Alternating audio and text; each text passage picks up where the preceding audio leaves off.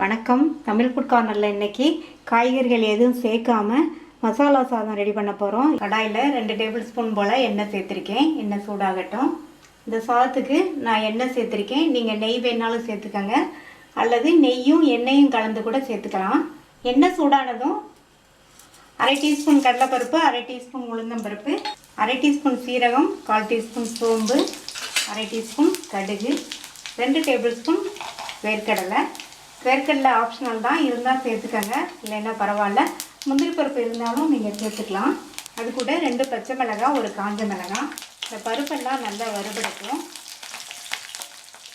பருப்பெல்லாம் வறுபட்டதுக்கப்புறமா 1 இன்ச்சு துண்டு இஞ்சி பொடியாக கட் பண்ணது, 4 பூண்டு பொடியாக கட் பண்ணது சேர்த்துருக்கேன்.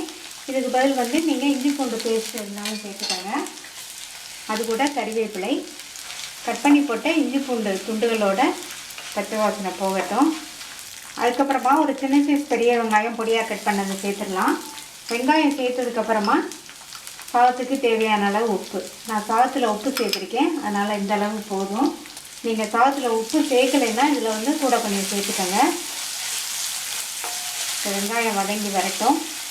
வெங்காயம் ஓரளவு வதங்கிருச்சு.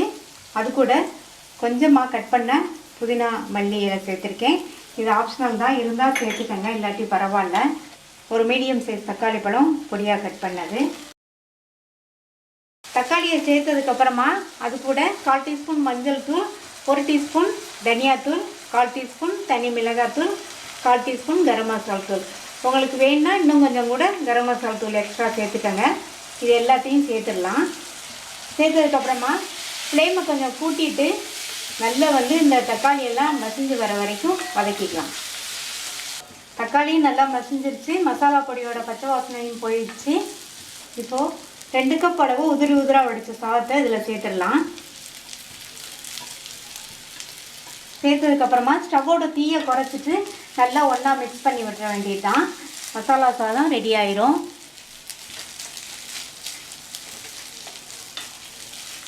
காய்கறிகள் இல்லாத நேரத்தில் இந்த சாதம் ஈஸியாக வேகமாக ரெடி பண்ணிடலாம். சாப்பிட்றதுக்கும் நல்லாயிருக்கும். எல்லாத்தையும் நல்லா கலந்து விட்டாச்சு. நீங்கள் விருப்பப்பட்டீங்கன்னா லெமன் ஜூஸ் சேர்த்துக்கங்க. இப்போ ஸ்டவ் ஆஃப் பண்ணிடலாம். ரொம்ப டேஸ்டான மசாலா சாதம் ரெடி ஆயிடுச்சு. இது தயிர் பச்சடியோடு வச்சு சாப்பிட்றதுக்கு ரொம்ப நல்லாயிருக்கும்.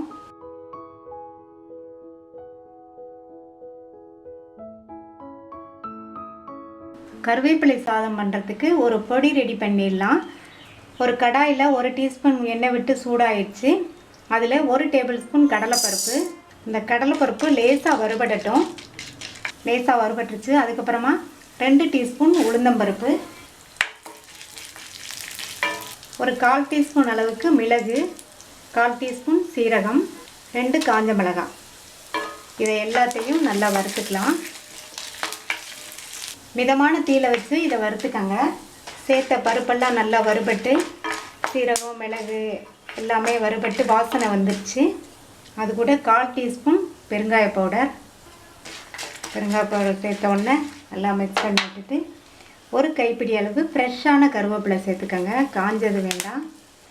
இது நல்லா க்ளீன் பண்ணி நிழலில் காய வச்ச கருவேப்பிலை.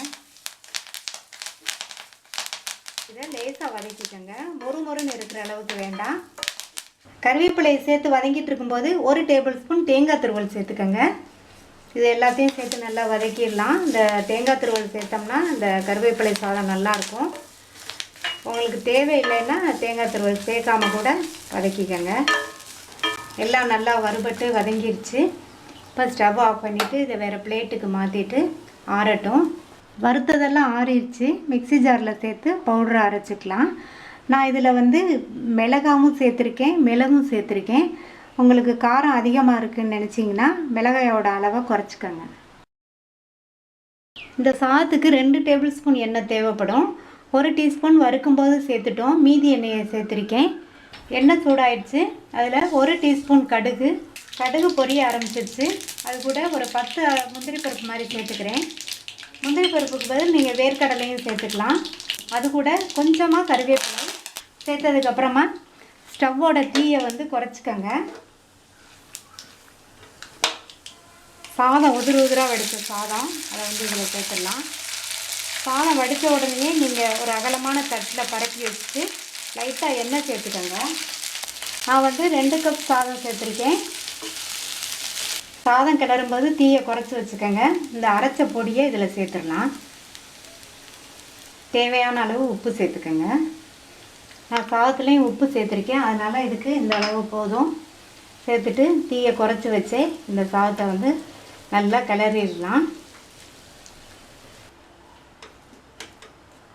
கிளறும் போதே நல்லா வாசனையாக இருக்குது. ரொம்ப சத்தானது கருவேப்பிலை. நல்லா ஒன்று போல் எல்லாமே கலந்து விட்டாச்சு பாருங்கள். சூப்பராக இருக்குது. இங்கே பாருங்கள் எவ்வளவு நல்லா இருக்குது, வாசனையாகவும் இருக்குது. எல்லாருக்குமே தெரியும் கருவேப்பிலையில் ரொம்ப சத்து இருக்குன்ட்டு. அதனால் கருவேப்பிலை சாதம் செஞ்சு சாப்பிட்றது உடம்புக்கு ரொம்ப நல்லது. ஸ்டவ் ஆஃப் பண்ணிடலாம். ரொம்ப சுவையான சத்தான கருவேப்பிலை சாதம் ரெடி ஆயிடுச்சு.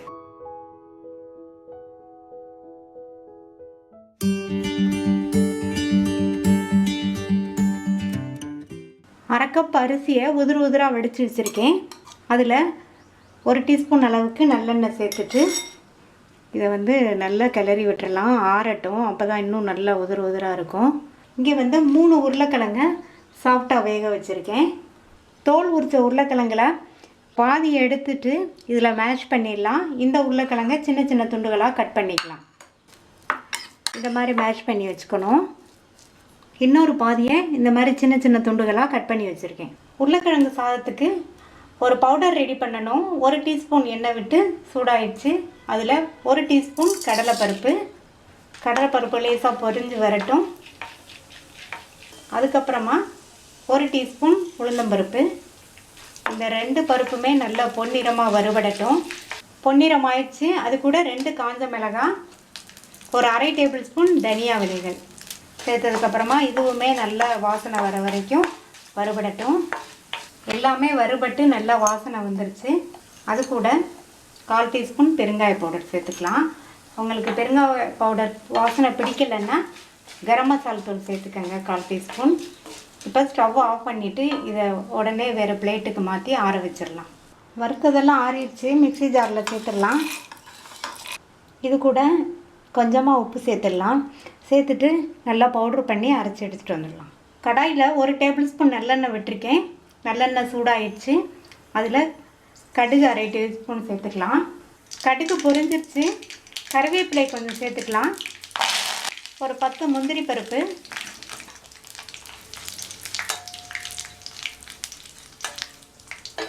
முந்திரி பருப்பு வந்து கலர் மாறிடுச்சு. மேஷ் பண்ணி வச்ச உருளைக்கிழங்கு சேர்த்துடலாம். அதுக்கடுத்து கட் பண்ணி வச்ச உருளைக்கிழங்கையும் சேர்த்துடலாம். இந்த மாதிரி மேஷ் பண்ணியும் சேர்த்துக்கணும், கட் பண்ணியும் சேர்த்துக்கணும். அந்த மாதிரி செஞ்சோம்னா சாதம் வந்து ரொம்ப டேஸ்ட்டாக இருக்கும். இதை வந்து நல்லா ஒரு மிக்ஸ் கொடுத்துடலாம்.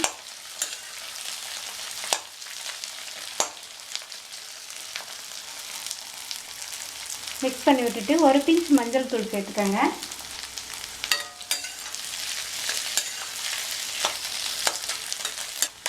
அது கூட நம்ம பவுட்ரு பண்ண பவுடரை சேர்த்துக்கலாம். இந்த மாதிரி பவுடர் முன்னாடியே நீங்கள் அரைச்சி வச்சுட்டிங்கன்னா டக்குன்னு இந்த உருளைக்கிழங்கு சாதம் ரெடி பண்ணிடலாம். உருளைக்கிழங்கு அப்படின்னாலே எல்லாருக்குமே ரொம்ப பிடிக்கும். குழந்தைங்க வந்து ரொம்ப விரும்பி சாப்பிடுவாங்க. நீங்கள் வந்து லஞ்ச் பாக்ஸ்க்கும் கொடுத்து விடலாம். அதுக்கப்புறமா உப்பு சேர்த்துக்கலாம். சாதத்தில் உப்பு போட்டிருக்கோம். அடுத்து அந்த பவுட்ரு பண்ணும்போது உப்பு போட்டோம். இப்போ இந்த மசாலாவுக்கு உப்பு சேர்த்துடலாம். சேர்த்துட்டு நல்லா மிக்ஸ் பண்ணி விட்டுருங்க. இந்த உருளைக்கிழங்கு இந்த மசாலாவோட சேர்ந்து கொஞ்சம் நேரம் அப்படியே ஃப்ரை ஆகட்டும். நம்ம எண்ணெயில் வறுத்து பவுட்ரு பண்ணி போட்டதுனால இதனுடைய பச்சை வாசனையும் வேகமாக போயிடும். உருளைக்கிழங்கு இந்த மசாலாவோட நல்லா பிளெண்ட் ஆயிடுச்சு. இப்போ ஸ்டவ்வோட தீயை குறைச்சிட்டு நம்ம ஆற வச்ச சாதத்தை வந்து இதில் சேர்த்துடலாம். சேர்த்துட்டு நல்லா மிக்ஸ் பண்ணி விட்டுறலாம்.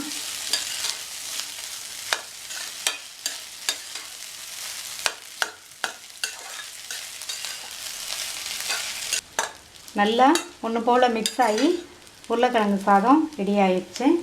இப்போ ஸ்டவ் ஆஃப் பண்ணிடலாம். கடைசியாக 1 டீஸ்பூன் நெய் சேர்த்துக்கலாம். நெய் சேர்த்துட்டு மறுபடியும் மிக்ஸ் பண்ணி விட்டுருங்க. ரொம்ப சுவையான உருளைக்கிழங்கு சாதம் ரெடி ஆயிடுச்சு. இது கூட அப்பளம், வடகம், தயிர் பச்சடி இதெல்லாம் வச்சு சாப்பிட்றதுக்கு காம்பினேஷனாக இருக்கும்.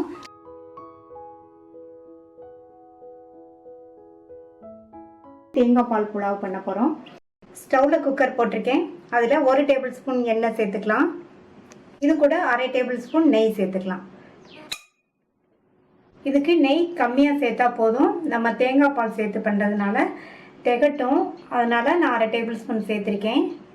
எண்ணெயும் நெய்யும் சூடாயிடுச்சு. அதில் ஒரு சின்ன துண்டு பட்டை, ஒரு கிராம்பு, ஒரு ஏலக்காய், ஒரு நட்சத்திரப்பூ, 1/4 டீஸ்பூன் சோம்பு, கூடவே ஒரு பிரிஞ்சி இலையும் சேர்த்துட்டு இதை நல்லா பொரிய விட்டுறணும்.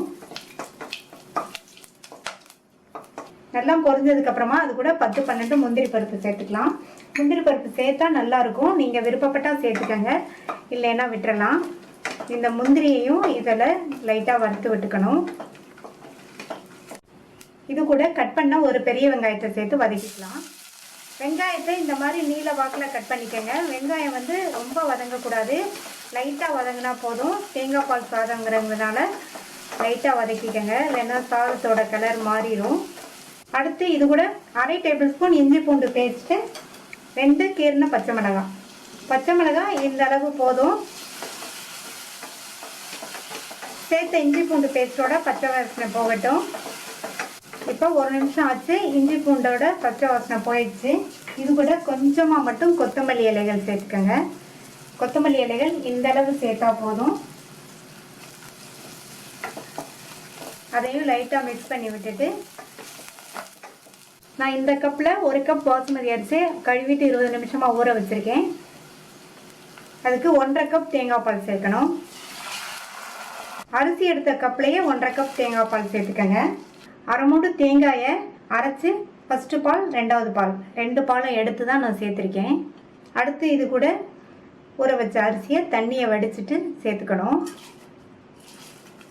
இதுக்கு தேவையான அளவு உப்பை சேர்த்துட்டு நல்லா ஒரு தடவை மிக்ஸ் பண்ணி விட்டுறலாம்.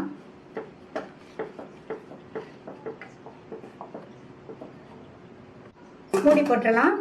ஸ்டீம் வந்ததுக்கப்புறமா வெயிட் போட்டு ஹை ஃப்ளேமில் 1 விசில் வந்ததுக்கப்புறமா ஸ்டவ்வை சிம்மில் வச்சு 5 நிமிஷம் இருக்கட்டும். இப்போ ஹை ஃப்ளேமில் 1 விசில் வந்துருச்சு. ஸ்டவ்வை சிம்மில் வச்சிடலாம், 5 நிமிஷம் இருக்கட்டும். சிம்மில் வச்சு 5 நிமிஷம் ஆச்சு. ஸ்டீம் எல்லாம் போயிடுச்சு. நல்லா கமகமன் வாசனையாக இருக்குது. இதை ஒரு உடன் கரண்டி வச்சு லைட்டாக இந்த மாதிரி கிளறி கொடுக்கணும். அப்போ தான் சாதம் உடஞ்சி போகாமல் இருக்கும். நல்லா கரெக்டாக வந்திருக்கு.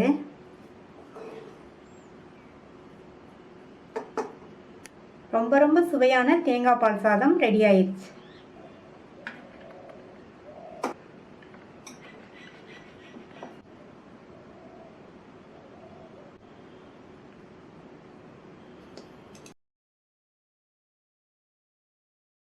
பூண்டு சாதம் பண்ண போகிறோம். பூண்டு சாதத்துக்கு ஒரு பொடி ரெடி பண்ணணும். அதுக்கு கடாயில் 1 டீஸ்பூன் எண்ணெய் விட்டுருக்கேன். எண்ணெய் சூடாயிடுச்சு. அதில் 1 டீஸ்பூன் தனியா, 1 டீஸ்பூன் உளுந்தம்பருப்பு, 1 டீஸ்பூன் கடலைப்பருப்பு, காஞ்ச மிளகாய் 3. நான் வந்து 3 சேர்த்துருக்கேன். நீங்கள் வந்து உங்கள் காரத்துக்கு தகுந்தபடி சேர்த்துக்கங்க. இதை வந்து நல்லா வறுத்துக்கலாம். மொறுன்னு வர வரையும் வறுத்துக்கலாம். எல்லாமே நல்லா வறுபட்டுருச்சு. இதை ஒரு பிளேட்டுக்கு மாற்றி எடுத்துடலாம். மீதி உள்ள எண்ணெயில் 5 பூண்டை மெல்லிசாக ஸ்லைஸ் பண்ணி வச்சுருக்கேன். அதை சேர்த்தாச்சு. இதை நல்லா மொறுன்னு வர வரையும் வறுத்துக்கலாம். சேர்த்த பூண்டெல்லாம் நல்லா கலர் மாதிரி மொறுன்னு வறுபட்டுருச்சு. இந்த மாதிரி மொறுன்னு வறுத்தாதான் நம்ம மிக்சியில் சேர்த்து பவுட்ரு பண்ணும்போது நல்லா அரைப்படும். இப்போ அந்த வறுத்த பூண்டையும் எடுத்துடலாம். வறுத்து வச்சதெல்லாம் ஆறிடுச்சு. எல்லாத்தையும் மிக்சி ஜாரில் சேர்த்தாச்சு. இதை நல்லா நைஸ் பவுடராக அரைச்சிக்கலாம். ஒரு கடாயில் 1/2 டேபிள் ஸ்பூன் நல்லெண்ணெய் சேர்த்துருக்கேன். எண்ணெய் சூடாயிடுச்சு. பூண்டு சாதம் பண்ணுறதுக்கு நல்லெண்ணெய் தான் நல்லாயிருக்கும். நான் இதில் வந்து ஒரு 10-12 போல் பூண்டு சேர்த்துக்கிறேன். இந்த பூண்டு வதங்கி லைட்டாக கலர் மாறி வரும்போது எடுக்கணும். அது வரை வதங்கட்டும். 2 கப் சாதத்துக்கு இந்த அளவு பூண்டு போதும். ஏற்கனவே நம்ம பூண்டை வறுத்து வேறு பவுட்ரு பண்ணியிருக்கோம். உங்களுக்கு பூண்டு வாசனை பிடிக்கும்னா நீங்கள் இன்னும் கொஞ்சம் கூட சேர்த்துக்கங்க. பூண்டு எண்ணெயிலேயே நல்லா வதங்கி கலர் சேஞ்ச் ஆகி வருது. இந்த டயத்தில் பூண்டை மட்டும் தனியாக எடுத்து வச்சிடலாம். அதே எண்ணெயிலேயே 1/2 டீஸ்பூன் கடுகு, கடுகு பொரிஞ்சதும் அதில் 7-8 சின்ன வெங்காயம் பொடியாக கட் பண்ணி வச்சுருக்கேன், அதை சேர்த்துக்கலாம். சின்ன வெங்காயம் சேர்த்துக்கங்க, இல்லைன்னா மட்டும் நீங்கள் பெரிய வெங்காயம் சேர்த்துக்கங்க. அது கூட கருவேப்பிலை சேர்த்துடலாம். இந்த வெங்காயமும் ஓரளவு வதங்கட்டும். வெங்காயம் வதங்கி லைட்டாக கலர் சேஞ்ச் ஆகிட்டு வருது. இந்த ஸ்டேஜில் 2 கப் அளவு சாதம் உதிராக வடித்ததை எடுத்து வச்சுருக்கேன், அதை சேர்த்துடலாம். ஸ்டவ்வோட தீயை குறைச்சிட்டு சேர்த்துக்கங்க. சாதத்தை சேர்த்ததுக்கப்புறமா வறுத்தரைச்ச இந்த பவுடர் எல்லாத்தையுமே சேர்த்துடலாம். சேர்த்துட்டு இதுக்கு தேவையான அளவு உப்பு சேர்த்துடலாம். சாதத்தில் நான் உப்பு போட்டிருக்கேன், அதனால் இந்த அளவு போதும். உப்பு போடலைன்னா நீங்கள் இன்னும் கொஞ்சம் எக்ஸ்ட்ரா சேர்த்துக்கங்க. பொடி உப்பெல்லாம் சேர்த்ததுக்கப்புறமா நல்லா ஒன்று போல் கலந்து விட்டுறலாம்.